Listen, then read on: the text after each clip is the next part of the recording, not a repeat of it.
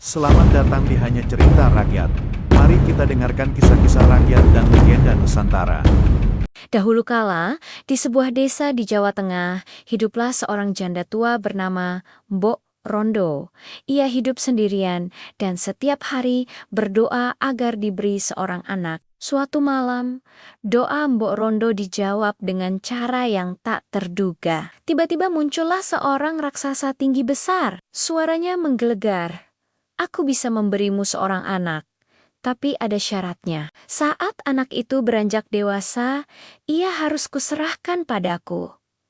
Mbok Rondo yang sangat menginginkan seorang anak, menyetujui syarat itu meski hatinya ragu. Sang raksasa lalu memberikan sebutir biji mentimun. "Tanamlah ini, dan engkau akan mendapat seorang anak," katanya. Mbok Rondo menanam biji itu di ladangnya. Beberapa bulan kemudian, tumbuhlah buah timun berukuran sangat besar. Ketika buah itu dipetik dan dibelah, ternyata di dalamnya ada seorang bayi perempuan yang cantik. Bayi itu diberi nama Timun Mas. Timun Mas tumbuh menjadi gadis cantik, rajin, dan baik hati. Namun, hari demi hari Mbok Rondo semakin cemas. Ia tahu suatu saat raksasa itu akan datang menagih janji. Benar saja, ketika Timun Mas berusia 16 tahun, raksasa itu muncul. "Saatnya kau menyerahkan anakmu," teriaknya. Mbok Rondo ketakutan. Ia memohon penundaan. Dan raksasa itu memberi waktu beberapa hari lagi. Dalam keputusasaan, Mbok Rondo berdoa kepada dewa agar anaknya selamat. Doanya dijawab. Ia mendapat 4 bungkusan kecil berisi biji mentimun, jarum, garam, dan terasi. "Berikan ini pada Timun Mas. Jika raksasa mengejar, lemparkan satu persatu," bisik suara gaib. Keesokan harinya, raksasa datang.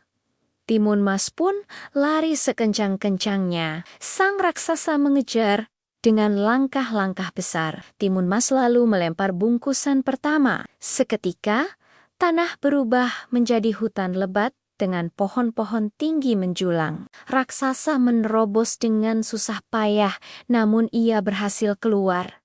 Timun Mas melanjutkan lari dan melemparkan jarum. Jarum itu menjelma menjadi hutan bambu runcing yang tajam. Raksasa terluka, namun tetap mengejar. Timun Mas kemudian melempar garam. Seketika terbentuklah lautan luas. Raksasa hampir tenggelam. Tapi dengan kekuatannya, ia berhasil berenang melewati air asin yang luas. Akhirnya, Timun Mas melempar bungkusan terakhir berisi terasi. Benda itu berubah menjadi lautan lumpur panas yang mendidih. Raksasa itu terjebak dan tak bisa melarikan diri. Tubuhnya perlahan tenggelam, lalu lenyap di telan bumi. Timun Mas selamat dan kembali ke pelukan Mbok Rondo.